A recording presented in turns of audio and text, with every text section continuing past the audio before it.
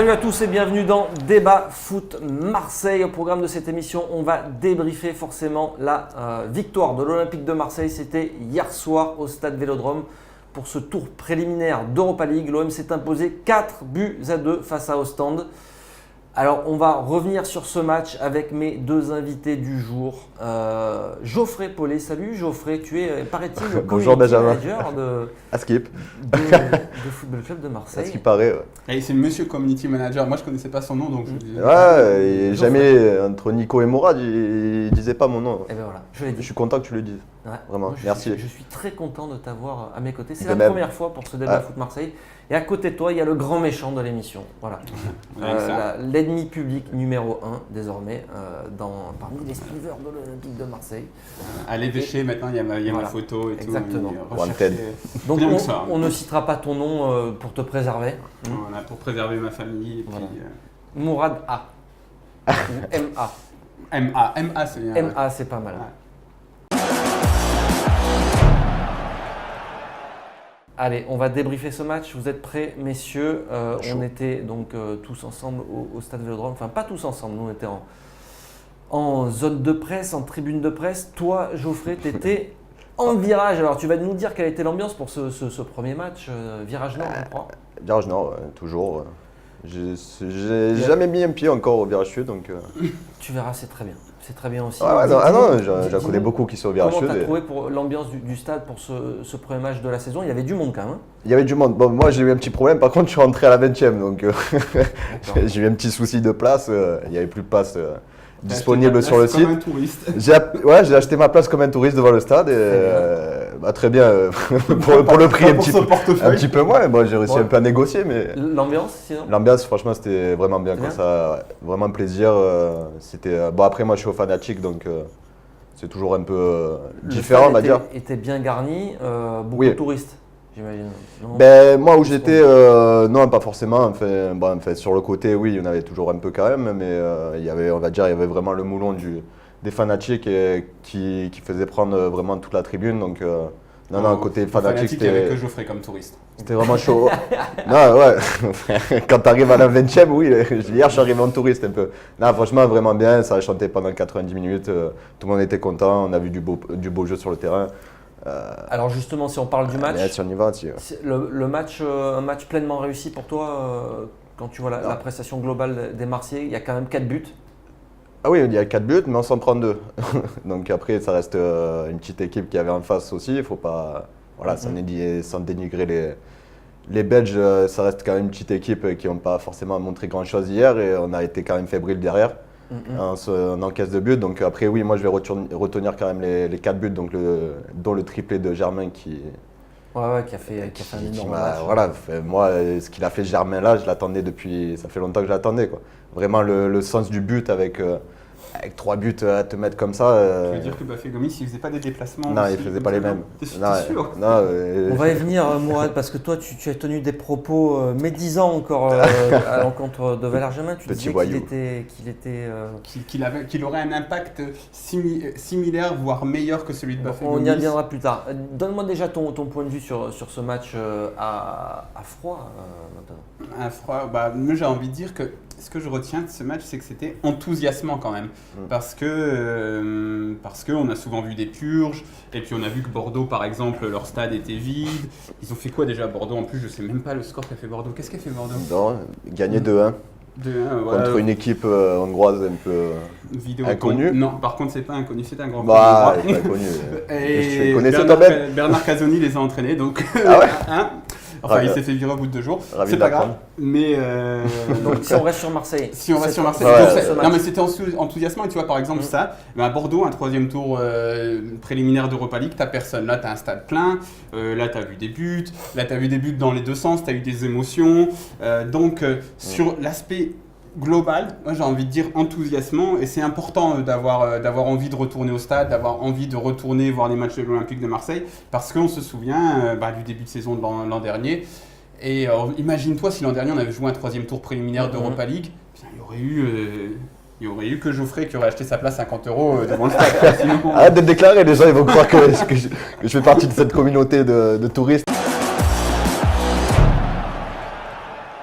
Il va y avoir un match retour on va pas finir là-dessus. On va inaugurer après une nouvelle rubrique pour conclure. Mais avant ça, il y aura quand même un match retour la semaine prochaine. On imagine mal l'OM ne pas passer, Mourad. Vu la différence entre les deux équipes, on l'a quand même vu dès que l'OM accélérait réellement et prenait un peu la main sur le match, on sentait qu'on pouvait marquer un but à tout moment, alors que quand parce qu'Ostende a eu la main sur le match de trois moments par 2-3 intervalles, et on a senti que c'était plus difficile. Enfin, moi personnellement, je les voyais quand même plus faibles que ça. Ils ont réussi à mettre l'OM en difficulté sur plein de phases de jeu. L'un des trucs très importants, c'était qu'il fallait contrôler Franck Berrier, et ça, on nous l'avait dit sur Football Club de Marseille. C'était Florian Holzbeck qu'on avait interviewé qui nous avait dit s'il y a un joueur à contrôler, c'est Franck Berrier, et force est de constater, surtout la première période, il n'a pas été contrôlé. Voilà, c'est le niveau du pauvre, comme je l'ai appelé. Défensivement, il y a eu quelques couacs, des soucis. T'as pensé quoi? Alors, c'était le premier match de Rami. Rami fait Rami, bon match. Ah oui, pour sa première au Vélodrome. Mais la défense a été en difficulté, ça d'accord. Rami ne pourra pas passer la saison avec Rolando à côté. Et avec un seul qui a l'OM qui pourrait jouer à cette place, il n'y a personne pour le moment. Donc moi, le recrutement, priorité, défense centrale, la charnière. Et après, si on s'écarte un peu, je vais m'écarter à gauche aussi. Un certain Patrice Evran en difficulté aussi. Justement, je pense que c'est peut-être le moment où on va... C'est le moment idéal pour inaugurer. Est-ce qu'on lance la nouvelle rubrique? Vous êtes sûr? C'est un truc international quand même. Alors, on lance la rubrique. Ça y est, jingle à l'américaine. On ne sait pas s'il va venir ou pas. À partir d'aujourd'hui, après chaque match, qu'est-ce qu'on va faire, messieurs? On va élire The Man of the Match. En anglais, alors pour ceux qui ne comprennent pas l'anglais, ça veut dire l'homme du match. Et puis ensuite, on va élire tous ensemble The Merguez of the Match. Et ça, en français, ça veut dire la merguez du match. On l'adore, la merguez. Alors, Geoffrey, celle d'aujourd'hui, je l'aime pas, mais... On va commencer par toi. Quel est ton Man of the Match? L'homme du match? Ouais. Germain. Germain, sans aucun doute. Forcément. Tu veux mettre qui d'autre? Germain. Patrice Evra. Ouais. Mais... Non, c'est vrai qu'on l'a dit, il est assez énormissime hier soir. Il sort en plus sous une ovation du Vélodrome. Enfin, vous ne pouvez pas rêver mieux pour une première. Alors, petite question. Pour toi, c'est ton homme du match. On a besoin de recruter un attaquant de très très haut niveau ou on l'a déjà? Moi, Germain, je faisais partie des gens qui est venu, quand il est arrivé à l'OM, il a signé. Je me suis dit, franchement, très bien. Vraiment, Germain, je suis content. Mais voilà, en fait, j'attendais un autre, il faut dire les mots, un nom un peu plus clinquant. Qui tape un peu plus, qui fasse un peu plus rêver. Voilà, après, moi, Germain, franchement, j'ai toujours aimé le profil du joueur, j'ai toujours aimé l'homme, en fait, comment il est. En fait, c'est un bon gars, même en dehors des terrains. En fait, c'est le mec est-ce que ça peut être la star ou est-ce que l'OM a besoin de recruter une star? C'est ça la question, en fait. Moi, de ce que j'ai vu des matchs de préparation et je vois ce qu'il m'a donné hier, moi, personnellement, j'ai pris du plaisir hier en voyant son jeu. Ouais. Après, voilà, je veux dire, c'est qu'un premier match, c'était contre la Belgique, au Stade Ville. parce qu'ils étaient à l'apéro, là, les Belges, au fait, pas mauvais. Pas mauvais à l'apéro. Ouais, pas mauvais à l'apéro. Meilleur que sur le terrain, quoi. Un peu spécial, mais pas mauvais. Ton homme du match, Mourad? Impossible de ne pas dire Valère Germain, je suis complètement d'accord. Après ce qu'il a fait, impossible, quoi. Ça a été, on a vu que lui sur le terrain. Enfin, à chaque fois que l'OM a fait des choses positives, on a vu que lui. Donc impossible de ne pas le mettre homme du match. Et du coup, même question, est-ce que là on n'est pas embêté là, pour recruter un attaquant? Ça veut dire, si on recrute un attaquant de très haut niveau, Baka, Giroud, comment on fait? Mais après, on ne peut plus jouer avec.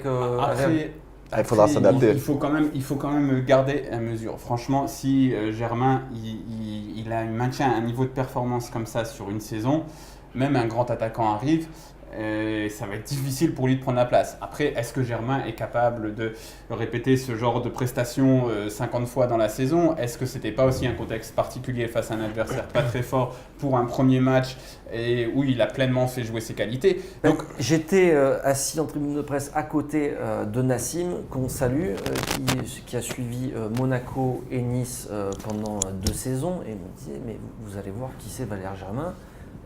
Il va vous mettre 20 buts dans la saison. Il est facile, il est énorme. Mais c'est un super joueur, c'est sûr et certain. C'est un super joueur. Si c'était un Argentin, on aurait payé 50 millions. Mais c'est un super joueur. Mais si c'était un joueur qui valait 50 millions, eh ben Monaco, il ne l'aurait pas lâché pour 8,5 millions. Il y a aussi un truc, et surtout alors qu'il lui restait qu'une année de contrat, etc. Donc c'est un super joueur, c'est quelqu'un qui va peut-être, pourquoi pas, exploser. Hier j'en entendais certains aussi dire, bon peut-être que ça va être comme Drogba en fait, qui va exploser. S'il continue à avoir ce niveau-là sur toute la saison, oui, il va valoir 50 millions parce que c'est exceptionnel. Pour le moment, il ne le vaut pas encore. Peut-être qu'il va être dans le contexte parfait pour s'épanouir, etc. Dans tous les cas, si tu pars qu'avec Valère Germain, donc déjà c'est un risque parce que derrière Clinton NG, je n'ai pas besoin d'en dire plus. Donc il faut recruter. Il faut obligatoirement recruter et il faut recruter très très haut parce qu'on ne va pas avoir de l'argent pendant très longtemps. Si Valère Germain explose, devient un joueur exceptionnel, très bien, on aura 2 attaquants de très haut niveau. Et tous les grandes équipes ont plus d'un attaquant de très haut niveau. Parce que là, si on se retrouve avec Germain, plus si on me met un grand attaquant qui arrive, là, oui, l'OM sera vraiment de la gueule. Pour le moment, ça a de la gueule, mais avec. Parce qu'en fait, ça a de la gueule, mais ça n'a pas vraiment changé. Au final, les lignes, ça reste un peu dans le même style. Moi, même Germain là, qui a réussi à planter 3 buts hier. Mais après, non, il faudra recruter un attaquant forcément. Et là, oui, tu pourras vraiment espérer faire une grosse saison avec 2 attaquants devant, vraiment. Parce qu'après, comme tu as dit, si je peux rajouter juste un petit dernier truc. Ça va être limité. C'est qu'on a souvent, enfin quand il y avait tous ces polémiques sur est-ce qu'on prolonge Gomis, etc., beaucoup de gens disent on va vraiment regretter Gomis. On peut déjà dire que rien qu'avec Germain, on ne le regrette déjà plus. On va pas. C'est peut-être son. Ouais, je te coupe parce que comme il a dit Garcia, en fait, lui, il va rechercher quelqu'un de plus à jouer en pivot, dos au but, et des choses comme ça. Lui, c'est vraiment l'attaquant qu'il recherche là. Et peut-être en fait avec Germain, on se disait ouais, c'est peut-être pas son profil d'être tueur devant les cages, je veux dire de faire le jeu dans les espaces et compagnie. Au final, là, l'attaquant de pointe, vraiment le numéro 9. Moi, je mets Germain et peut-être retrouver quelqu'un derrière du style plus Giroud ou quelqu'un comme ça, quoi. Là, oui. On passe à la merguez, the merguez of the match. On commence par toi, Mourad, puisque tu adores les merguez. Ouais, voilà, tout à fait. Je digère mal par contre. Comme je digère mal le match de la merguez du match d'hier, je pense que Geoffrey, on va encore être d'accord, monsieur Tonton Pat, qui a été complètement à côté, qui est pas loin de mettre son équipe en énorme danger à la 15e ou 16e minute. Il mérite même d'être exclu parce qu'il est pris de vitesse. Alors après, pour le défendre un petit peu, on se dit que peut-être il a eu cette blessure là contre les Glasgow Rangers et peut-être qu'il revenait de blessure donc il n'était pas à fond. Mais dans ce cas-là, moi j'ai 35 ans, tu récupères moins bien qu'à 20 ans, c'est sûr. J'ai l'impression que Rudy Garcia, il se dit que même s'il n'est pas à fond, on l'avait vu contre le PSG notamment, il se dit je le mets quand même parce que c'est un leader, etc. Mais moi je pense que c'est un leader, etc. dans le vestiaire, mais que s'il n'est pas à fond, Patrice Evra à 36 ans, ça met toute l'équipe en danger. Donc merguez of the match, Pat. Après, quelle est ta merguez du match mais moi c'est Evra, sans aucun doute. Avant même le match, c'était Evra. Oui, il pouvait. Non, moi ça fait longtemps que c'est une merguez pour moi, mais je veux dire là, le mec il a 36 ans, sur le terrain il avance plus, derrière il apporte rien défensivement, il apporte rien offensivement. Après, c'est le premier match de la saison. On l'a vu sur les 6 mois, il a fait quoi? Il est arrivé de. Il a fait 2 bons matchs. Il a fait quelques bons matchs. Ouais, 2, pas plus. Mais c'est ça. Après, il s'était défendu en disant je suis arrivé blessé. Oui. Donc les premiers matchs qu'il fait, il est très mauvais. Mais parce qu'il dit je me remettais d'une blessure, je rends service à l'équipe. Donc moi j'ai l'impression que Garcia il est un peu dans cette idée-là de le mettre pour rendre service à l'équipe. Je lui laisse encore un peu de marge de le voir à 100%. Mais pour moi, Evra c'était United. Il était monstrueux. Vraiment, après moi, Evra, j'ai apprécié son jeu. Ouais, tout à fait. Et ça a été un bon joueur. Après, défensivement, ça a toujours été un peu compliqué quand même. Mais bon, allez, c'était son premier match. On ne va pas non plus lui couper la tête tout de suite. Et je vous propose, messieurs, de passer au surtout. J'ai senti qu'il avait eu peur un peu. Non. J'allais mettre la sauce là après. Non, mais coupe-moi. On verra, voilà. On va attendre, mais. J'adore Pat en plus. Oui, Alors, je on vois. passe à notre C'est pas que je l'aime débat du jour.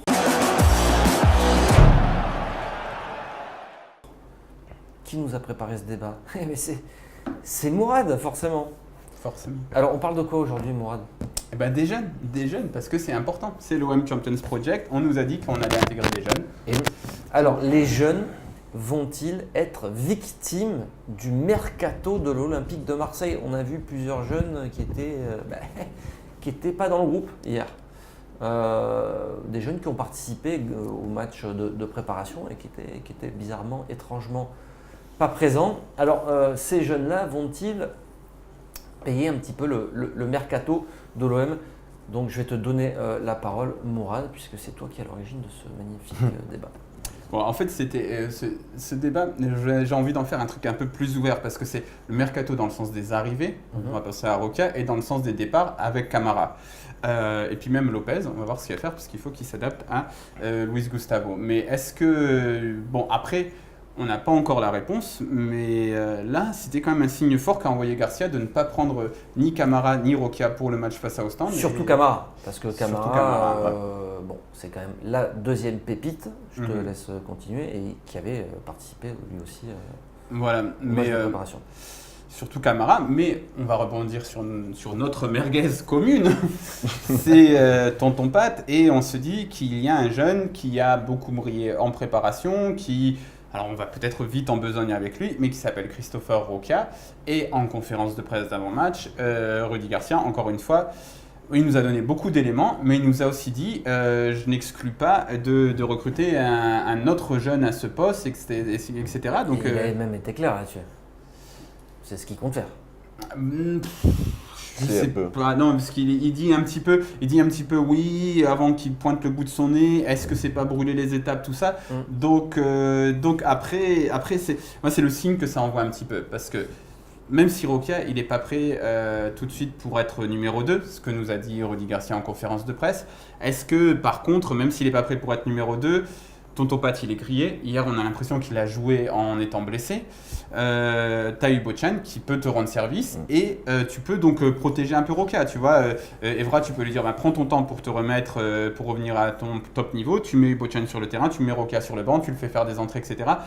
Mais bon, il y a autre chose aussi. Il y a la signature de ce premier contrat pro qui, à mon avis, là, c'est une manière de lui mettre la pression aussi. C'est de lui dire signe ton contrat si tu veux jouer avec le groupe pro, je pense. Ah, c'est ça. Et tu regrettes, toi, ces absences de ces deux jeunes Ouais, honnêtement, oui.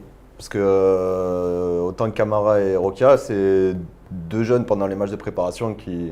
Je les ai sentis à l'aise, quoi. Balle au pied, les mecs, il n'y a aucune pression, ils sont sereins. Et Roca, franchement, je trouve, c'est dur à dire, mais je le trouve plus serein que Evra, quoi.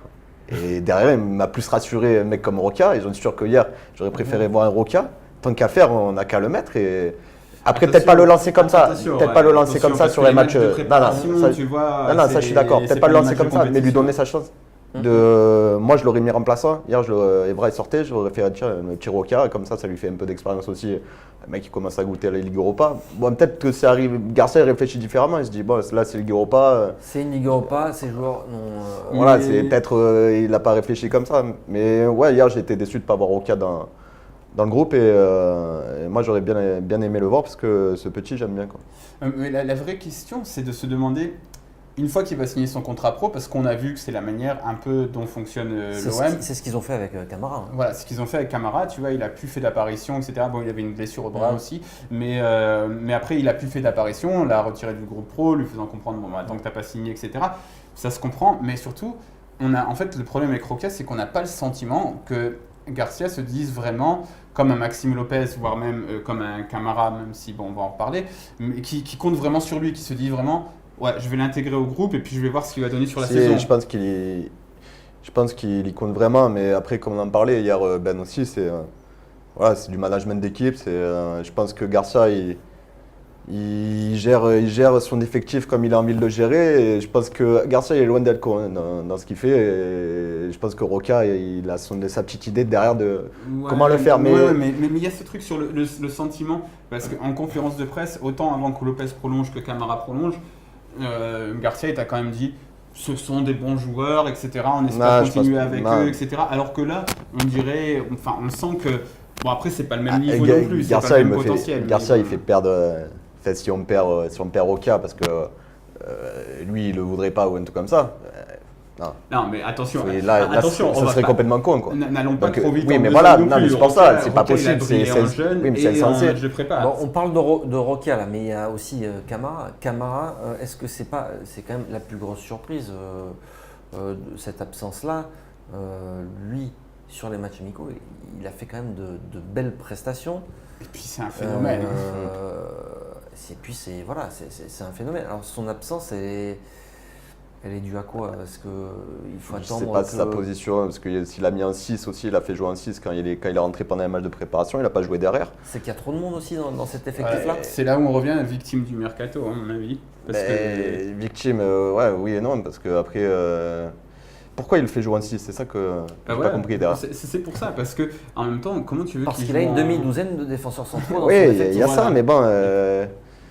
Là, on l'a fait signer un contrat pro et on va en faire quoi de Camara dans ces cas-là? Après, moi, je veux bien qu'il le fasse rentrer en 6. Mais bon, il y a Zambo Anguissa aussi qui est derrière. Tu peux faire jouer Sertic. Non, mais Zambo, il ne va jamais jouer en 6 de toute manière. C'est un milieu relayeur. Ouais, mais milieu relayeur. Mais après, je veux dire, parce que là, tu as Gustavo et t'as qui derrière? Sertic? Ouais, c'est ça, c'est Sertic. Limité. Donc après, je pense qu'il a essayé Camara ce poste-là pour... le faire jouer à cette saison. Le truc, c'est que c'est aussi comme dit Ben, tu as une demi-douzaine de défenseurs centraux et t'en recherches encore un sans doute. Donc, où tu vas le faire jouer, le minot, il n'y a pas la place pour le faire jouer. Et puis voilà. Et puis après, Garcia aussi au niveau management, je pense qu'il s'est appuyé très très fort sur Rolando. Donc Rolando, tu vas pas le virer de l'équipe comme ça facilement. Il compte toujours sur Doria, donc tu vas pas le virer de l'équipe facilement comme ça. Et c'est pour ça, à mon avis, aussi qu'il y a eu cette tentative, et parce qu'il a des qualités évidentes de calme, etc., pour le mettre en 6. Moi, ça me fait excusez-moi, mais ça me fait chier de voir Rolando derrière, avec Rami. Après, on parle quand même d'un joueur qui est très très jeune. Oui, il est très jeune. Lui donner du temps de jeu, oui, un petit peu de temps en temps, par rapport. Si on recrute quelqu'un derrière, un charnière, il faudra recruter un mec plus technique pour que Rami vraiment il s'exprime et tout, parce qu'après Rami, lui faut pas un mec comme Orlando à côté, sinon c'est pas possible. Il faut qu'il y ait Rami, il faut qu'il y ait un mec un peu plus technique derrière, que les deux qui soient associés. Oui, mais dans ces cas-là, après, on va se retrouver avec 45 défenseurs centraux. C'est important ça, le problème. Ce qu'il dit Ben, parce qu'on a tendance quand même à s'enflammer vite parce que c'est des jeunes du centre de formation et que Maxime Lopez il nous a fait plaisir l'an dernier, donc on a tendance à s'enflammer vite. Mais en effet, c'est des jeunes à qui il reste tout à prouver au plus haut niveau. Il ne faut pas brûler les étapes, mais c'est excitant. Et c'est ce qu'on nous a vendu aussi, c'est l'OM Champions Project. C'est plus excitant de se dire... On va faire un pari en mettant Boubacar Camara sur le terrain en défense centrale, en lui donnant des responsabilités, parce que s'il éclate, tu vas avoir de grosses émotions, tu vas dire c'est un jeune du centre de formation, etc. Que de dire ah bon on repart avec Rolando, non c'est bien Rolando, il est sympa en conférence de presse et tout, c'est un mec super sympa et puis il fait dans le vestiaire. Mais j'ai un peu peur que j'ai peur que Garcia derrière, comme pour le poste de gardien de but, on sait que Garcia dans sa tête, gardien de but c'est plus de 30 ans, c'est un mec expérimenté, etc. J'ai un peu peur que derrière ils veulent de l'expérience. Et regardez la ligne de défense. Alors, j'ai une dernière question qui est notée sur ma fiche, qui est un petit peu méchante. Je me demande qui l'a rédigée. Est-ce que Garcia est vraiment l'homme de la situation pour intégrer des jeunes joueurs? Il faut. Je sais pas. Il faut dire oui. Je sais pas. Moi, je sais pas. Non, parce que on nous parle qu'on va compter sur les jeunes dans ce projet-là. Et pour revenir à Camara, c'est l'exemple que non. Donc, j'ai pas l'impression qu'on va. Est-ce que c'est pas aussi du management? Ouais, on en parlait, mais après. C'est du même ordre que de laisser Maxime Lopez dans le vestiaire des jeunes pendant 3 mois.